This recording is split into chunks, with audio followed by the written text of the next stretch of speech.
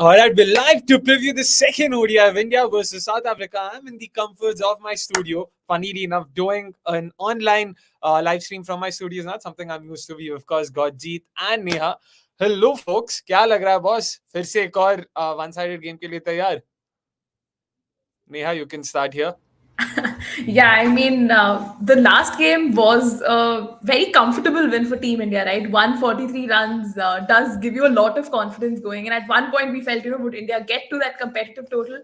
But getting to that 265 and, further defending it with a brilliant bowling performance, I think, is certainly good signs. And I think it's too early to say, the second ODI will also be entirely one sided because South Africa giving them all due credit, they did put up a fight, right? So in that sense, excited for this encounter, but I'm interested to see the return of some key players for South Africa. That will definitely boost their arsenal up, and let's see how it kind of progresses. Fair enough. Neha is confident कि भाई सब वापस आ जाएंगे. Jeet, do you see the likes of Carp bowling, the likes of Nadine de Klerk being fit for tonight? I do believe Nadine de Klerk should be back. As far as Marizan Cap is concerned, I'm not 100% sure, but I believe she should be because she was doing those drills after the first ODI was over. So I'm hoping she's back as well so that we have a very, very good contest. On India's side, I believe Arundhati Reddy might come in place of Pooja Vastragar since she had that injury issues in the first game. So we only have one pace option, so it has to be Arundhati Reddy coming in. By the way, it's already sort of been confirmed. Arundhati Reddy has been handed a cap, so Pooja Vasrakar is missing out due to the niggle that she, of course, faced in the first game. So that's interesting, Neha. Arundhati Reddy again had a very good season with the Delhi Capitals, for the Delhi Capitals rather, in the WPL. Excited to see her. Definitely. I think Arundhati Reddy, ever since she kind of made her presence felt in the cricketing world, has been kind of, earmarked as this person who can be a great all-rounder. And we've, see her go through her fair share of injuries and a lot of struggles to, make her place in that playing 11, especially that, 2018 to 2021, where she played those ODIs but couldn't make that sort of an impact. When the injury happened, she played for Kerala in the domestic season and, scored so many runs in the senior women's one day trophy and the interzonal trophy as well. She's picked up wickets. She's looking much more confident. And coming in as a like for like replacement for Pooja Vastrikar is very ideal. And this is her ODI debut as well, I believe. So I hope she goes well and can kind of replicate that form from domestic cricket. That's for sure, Jeet. Again, Arundhati Reddy, we saw her exploits with the ball, but make no mistake, she can also handle the long lever herself. So excited to see her. Yeah, she had pretty good WPL seasons that have happened, and some of the contributions with the bat down the order have also proved to be really, really handy for the Delhi Capitals. So, but again, more focus here being with her bowling, and she's been very impressive with that. Some of the variations and the way she looks to target the stumps regularly is something that always stood out for me as far as Arundhati is concerned. So, having that kind of a bowler who's very, very disciplined is something I'm looking forward to, and it should be a lot more fun as well. To complement Ruka Singh, who's relying on seam and swing and at times being wavered. So you'll have somebody who's a lot more disciplined in terms of lines and lengths. So a lot to look forward to with Arundhati. Lots to look forward to for sure, but of course, we'll have to wait a bit longer to see her in action because South Africa have won the toss and surprisingly have opted to field first here. Folks, again, interesting choice given how we saw the first game pan out. India opted to bat first there. You saw the surface sort of progressively crumble. It did not sort of necessarily get better to bat on. Surprised with this, Jeet? I'm very surprised. I thought India had set the template, which will be followed by not only India but even South Africa and the remaining two ODIs. But maybe this could be an indication of the pitch being different. That's the only assumption I've got. Otherwise, it doesn't make complete sense as to why South Africa will choose to chase when what happened, what transpired in the first ODI. So it's really surprising. But again, my assumption is maybe it's a different pitch.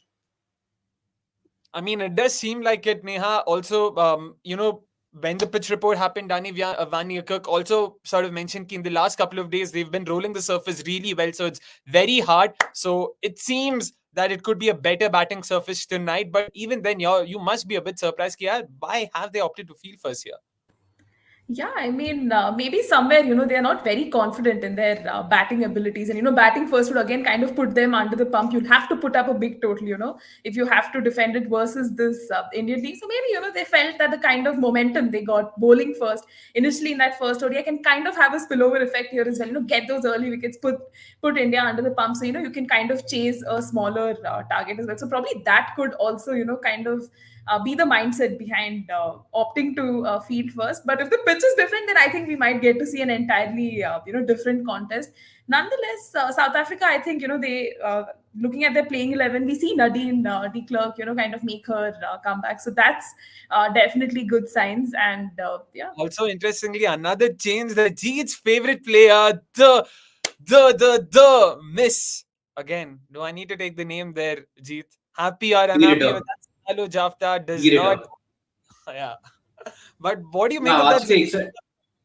I'm actually excited to see how D Ritter goes. I don't know why they have let go of Kunal after one ODI, but of course I don't mind After that to she see put up what what was potentially one of her better batting performances. Wow, the after irony. 27 not out, which is the highest, second highest ODI score. But I don't know what is the reason behind that. But anyway, it's good to see a new South African wicketkeeper, playing a part this time around. I know, of course, they had tried Karabo Miso initially, but it's a new wicketkeeper, so it's something new to look forward to and see what kind of reserves they've got or what kind of backup options they've got. So I don't mind that particular change since I get to see somebody new. Fair enough, but again, the fact that Shanghai has also held on to a spot, so clearly spin is what they're looking at in terms of how they want to structure their 11. Because I remember in the first, in the preview of the first ODI as well, both of you felt key boss, Delmi Tucker is someone they will be looking at, will probably be featuring in their 11 a lot more, but has not been the case in the first ODI and doesn't seem to be the case now as well. So again, matlab, on the one hand, the 11 suggests that they are going to rely on a bit more of spin, but their decision, their choice to bowl fizz is not sort of entirely tie along with that. How do you look at this again? Neha, Nadine de Klerk shot, she's going to be a huge shot in the arm, has experience of being a part of RCB, so has sort of been around the Chinnaswamy a bit more, understands the dimensions a bit more than, say, the others over there. But do you think this could potentially be the necessary sort of, boost for them? Yeah, definitely. Because, somewhere we did see how India lost those early wickets. It was because of South Africa's supreme bowling performance up front, right? So I think, having someone like a Nadine de Klerk come back into that playing 11 will definitely, bolster their prospects. She knows the conditions really well. Masa Bata class, bowled brilliantly, especially in that initial flurry of overs. You also have Laba who's getting you those wickets, and Ayabonga Khaka as well, right? So I think it's a mixture of all of these players that's definitely going to help their prospects. And yeah, it's just a matter of time before they get their combinations right. But I think these changes enforced by South Africa shows that they're here to win the match and not just come as visitors and let India steamroll them. So in that sense, quite impressed with the kind of changes, and it does bolster their bowling attack. Definitely. Let's hope that they are able to put up an improved performance this time around. Because here, cricket also goes on to say Laura was a poor captain in the first game. Otherwise, India could have been bundled out for 200. Not sure how much of it can be attributed to the captaincy itself, Jeet, because I mean, you've also got to give credit where it's due to the likes of Deepti, Smriti, Pooja for sort of, taking care of that comeback when it came to India in the last game. Yeah, not to forget that Pulvard is a very, very young captain and she's very inexperienced as well. So those kind of things also need to be considered. She is not somebody who has led South Africa for over 50 games where she would know the situation or how to, finish off the games or finish off an opponent who's struggling. So you got to be mindful of these things as well. And of course, you've got to give credit to India as well as to how they, planned out their innings after losing 5 wickets after 99 runs. So it's a combination of both, but I wouldn't look so much into Laura Wolfard's captaincy or be too critical of it. It's she's very young and you've got to give her time, so that's fine. But just coming back to this Nadine de Klerk point, so the good thing about Nadine de Klerk is that since the WPL ended, she's the one South African player who has played a lot more cricket heading into this particular series because she was involved in the England regions as well, playing for the Blaze. So she's been playing a lot of cricket. And maybe that was the reason why she was having a bit of a niggle in that first ODI game. So that's probably a good thing for them that she, has a lot of cricket on the back. So she's in form with the bat, with the ball. So she has to be, one of the key players heading into the last two ODIs. All right, let's see how that pans out because the all-rounder is definitely going to be very crucial for South Africa, both with the ball and bat, of course, goes without saying. Two changes for South Africa, one change for India. We spoke about Arundhati Reddy coming in, and we thought it would presumably be for Pooja Vastrakar given the niggle, but surprisingly, it's Renuka Singh who misses out. Arundhati Reddy will be bowling alongside Pooja Vastrakar. Those who will be sharing the new ball, of course. That's how you would imagine things will pan out. But that is a tad bit surprising, right? Given how the entire focus was around, yeah, Pooja did have that niggle. Renuka didn't do too badly with the new ball. And again, Neha, let's start with you on this. What do you make of that change? I mean, I'm quite surprised, right? Because Renuka did perform really well, got the prized wicket of Laura Wolfart in that first ODI, and not seeing her in the playing 11 getting replaced without a reason, if it's a niggle or an illness, just seems very suspicious.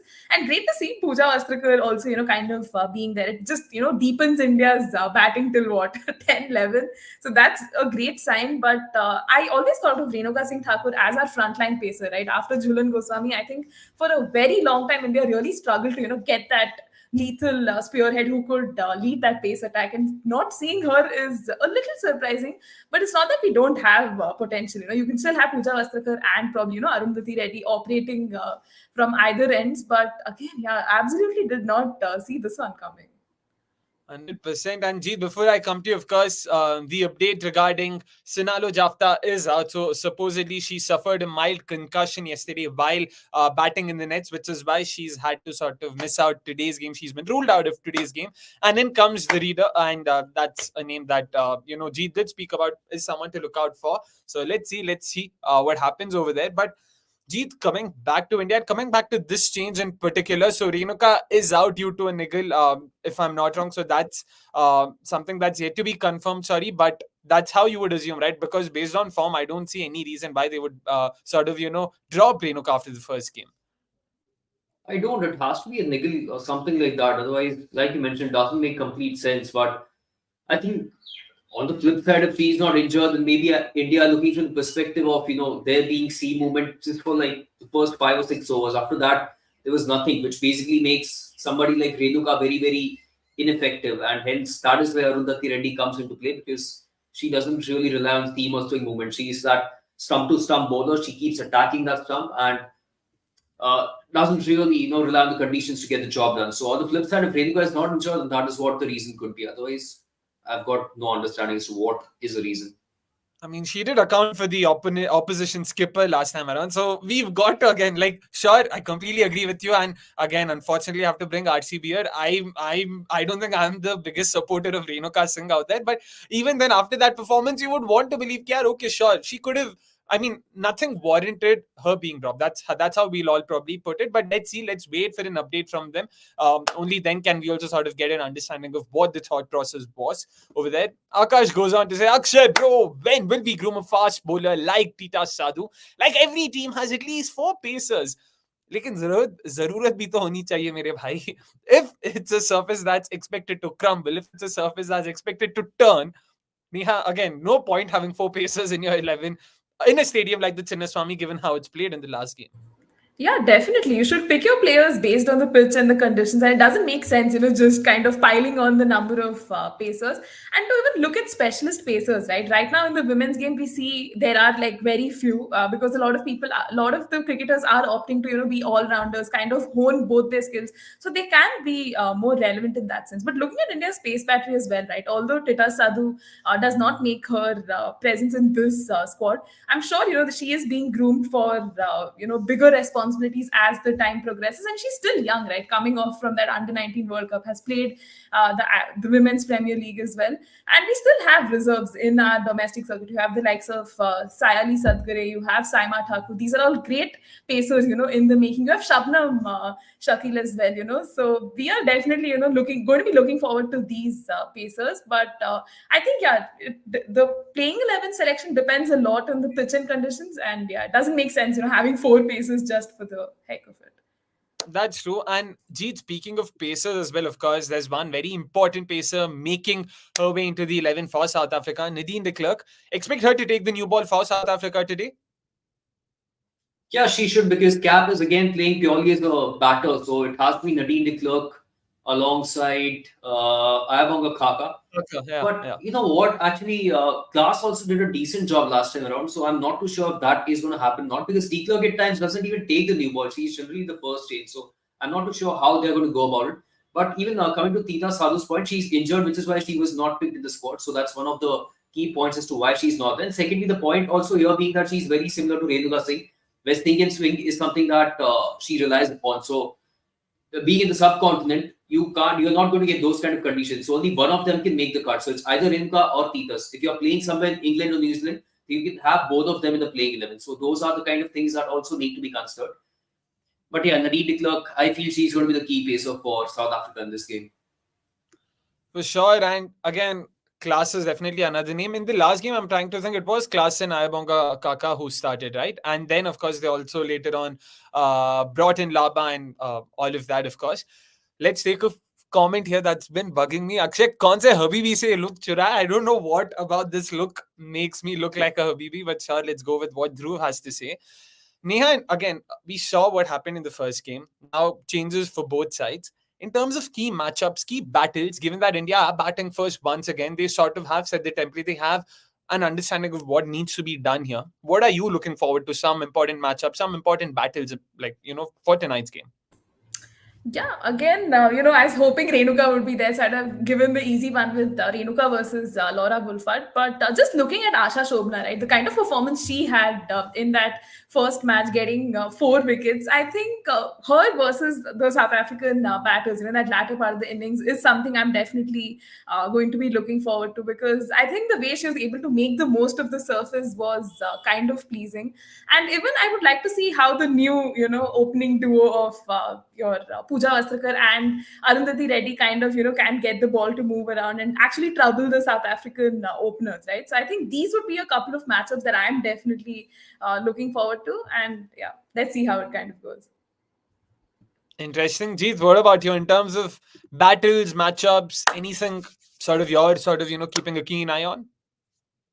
Key matchup is gone anyway for Laura Wolfart, so she has the best chance to deliver this time around. But other than that, I'm looking at any spinner, whether it is Dipti Sharma or Radha Yadav against Jasmine Brits. Last time around, I still felt that the introduction of the spinners were a little bit late. So this time, maybe somebody like Radha Yadav or even Dipti Sharma could be introduced a little bit earlier than the last time around. Try and get Jasmine Brits if she's still there. So that's one of the battles I'm looking forward to. From India versus South African Pacers, I'm looking at Nadine de Klerk versus Smriti Mandhana. Purely because, again, Nadine de Klerk is in a good rhythm with the ball, unlike the other Pacers, because, like I mentioned, she's got a lot of game time behind her. So, and the ability to put the ball in the right areas and shape the ball away from the left-handed batters and also shape the ball back into left-handers is something that is good to play around with as far as Smriti Mandhana is concerned. So, if there is any steam movement that is available on this track, which I haven't seen so far, then I think that is going to be a battle that could be really, really important to look forward to. And also from South Africa's perspective, it would be a good chance to dismiss Smriti Mandhana early in the power play itself. So, let's see. I don't know how the pitch is going to behave. I haven't seen it, so we'll have to wait. I mean, just like Surya also say, Vanyakuk sort of reckons this is a much better track. 300 plus could be on the cards. And given that, I mean, there was also talk about how the surface has been rolled enough. So I don't know how much of seam movement can be expected in that case, because the surface will be expectedly flat, at least to begin with. If it does crumble later on, that's something we can only sort of take a call on once the match actually begins. So I'm also looking forward to a couple of interesting things. Nikhil Bhai goes on to say Shafali special loading, hopefully after a drop if needed. Of course, goes without saying, because I remember during the WPL, every game saw the opener being dropped. So I know Nikhil Bhai probably still keeping that in mind. But Shafali Verma again spin is definitely something I'll also be looking forward to. In the last game, of course, did not really face or stay long enough to face some of South Africa's spinners. So Laba is definitely someone I'll be looking forward to, especially because of the way she got Hemlata out in the last game. So that's something I'll be very keen on if she sort of baits Shafali the same way, loop it up above the eye line, just completely, sort of bait Shafali to come on the front foot and try something. So I'm very interested to see how Shafali does over there. Also, a few updates. Apparently, Renuka has been seen practicing, warming up on the sidelines under the tutelage of course, their strength and conditioning coach, presumably. So that's interesting. Clearly, she's not fit, which is why she has sort of been ruled out of the game. That's at least based on the visuals that are being shown in front of us. So yeah, that's the update when it comes to Renuka Singh Thakur. Akash, meanwhile, asks us your thoughts on Richa playing at 3 in Australia. I mean, versus Australia, of course, and now batting at 6. कहाँ खिलाना है कहाँ ना छी, कहाँ खिलाना चाहते हो यार उसको? तो I mean, fair enough. They tried it. They realized कि हाँ ठीक है इसका रोल नहीं, अभी वापस गए. So that way, I don't think Richa Ghosh batting at 6 is the problem. But the bigger question now is, are they looking at Hemlata as a long-term number 3? Like, is this still an experiment, or is this something they actually want to stick around to, in the near future? So, Neha, let's start with you. What are your thoughts on Hemlata at 3 and Jemmy at 4, Harman at 5, Richa at 6? Agree with it, disagree with it?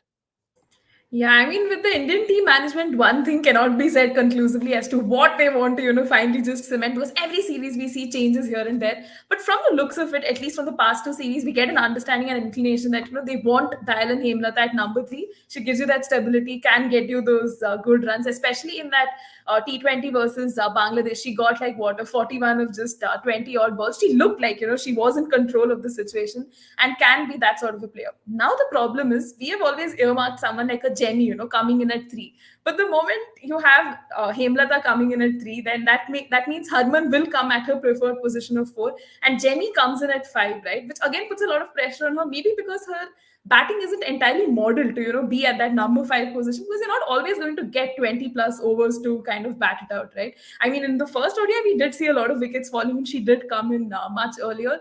So maybe that's not her preferred position, and somewhere where you can extract the best of her abilities.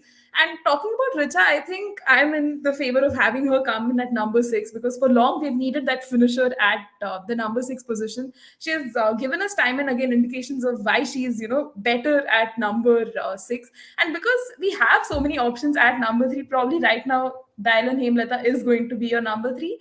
But with Richa, I think, yeah, having her down the order gives much more confidence, of a bigger total in case we need that late flurry of runs.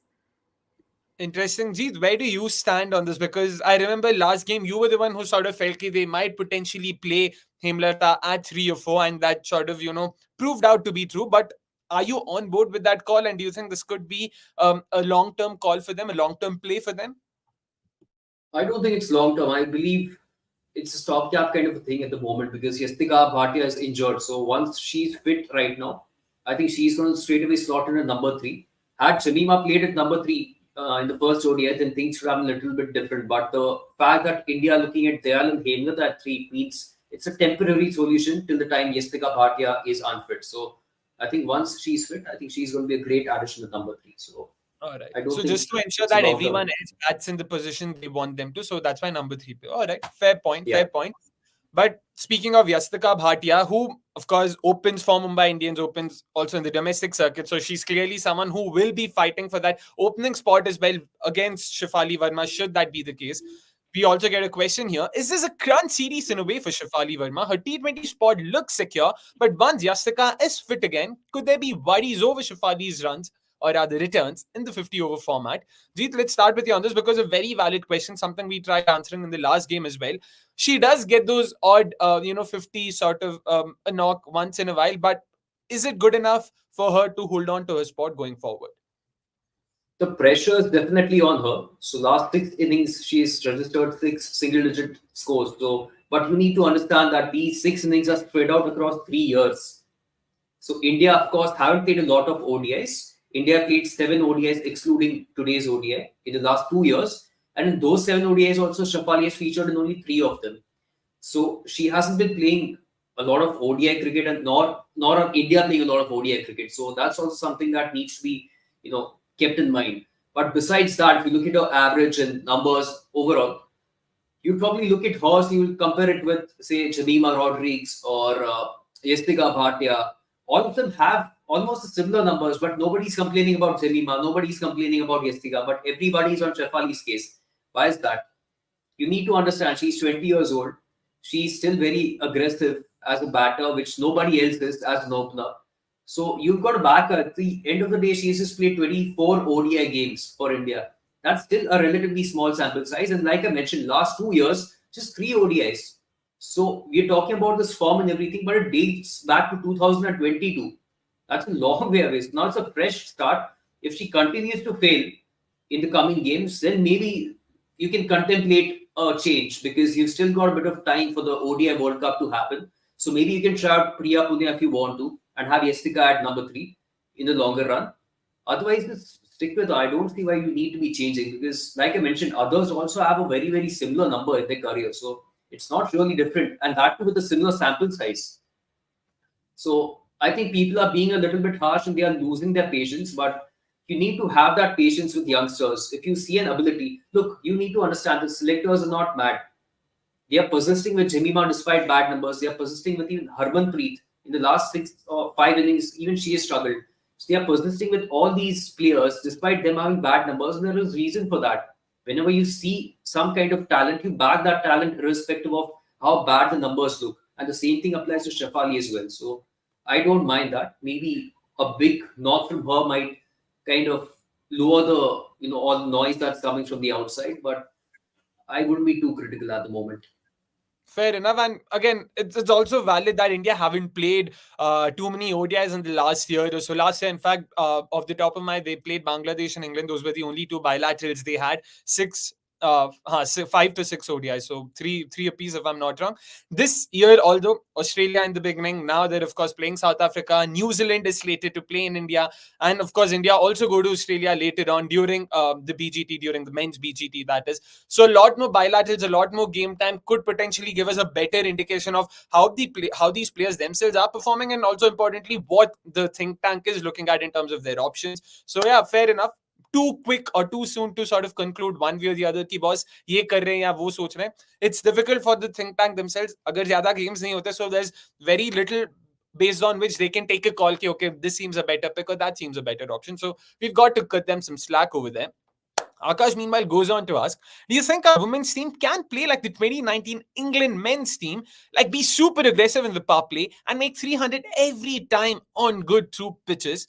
Neha, क्या लगता है? एक तो can they, and secondly, should they? Two questions, क्या लग रहा है? Yeah, first up, I think not to be like offensive also, but I don't think the comparison with men's and women's cricket is fair in any sense. I think if we have to take a leaf out of anyone's book, it has to be that of Australia.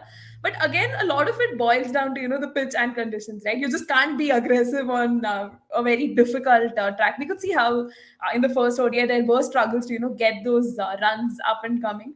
But yeah, I think the plan for every team is to get runs on the board, right? It's just it depends a lot on the conditions if you can unleash that super aggressive side to put on big totals as well. Plus I think we are seeing a different brand of cricket in T20s, right? The way the Indian team has been playing, especially in that Australia series as well. We saw how they went shoulder to shoulder with Australia, and they were some really good encounters. You will see the WPL also kind of have its spillover effect with respect to how India approaches its cricket in white ball as well. So in that sense, yeah, let's see how things pan out. But I think today, if you're getting any indication, I think a total in excess of 300 is something India will be aiming. We have the ODI World Cup that's coming up, and India doesn't want to, let that opportunity and that vision kind of go away. So today, yeah, probably will be a good start to get those big totals. All right, let's see how that happens or how that pans out tonight, because yeah, the surface seems to be conducive to batting, conducive to aggressive batting. So fingers crossed we get to see some high scores, importantly a lot of boundaries. Because make no mistake, as much as we love watching cricket, we also love watching boundaries as well. So we're not going to complain कि यार बहुत ज़्यादा boundaries हो गए वहाँ पे. Anyways, time for us to now key in or send in our predictions. Let's start with Jeet, of course, in terms of highest run scorer, both sides, and of course, winner of the day. क्या लग रहा है boss? Winner of the day, again, I'll go for India. Highest run scorer for both sides, right? So for South Africa, I'll go for Woodward since a key matchup is out of the way. For India, I'm tempted to go for Shafali just so that he has a big score to silence the critics, but I'd still go for a safer choice in Jemima.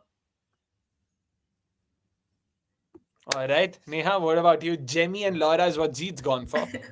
Yeah, so my picks, I think for India, it'll definitely be Dayal and Hemlata. I feel, she's due for one good knock at home. She's making a comeback after some time in these conditions. So I think I'm, going to be looking forward to her. The obvious pick would have been Smriti Mandhana because, she is in this purple patch. After one match, I'm calling it a purple patch, but I think she's in great form. So it'll be too easy to, pick her name.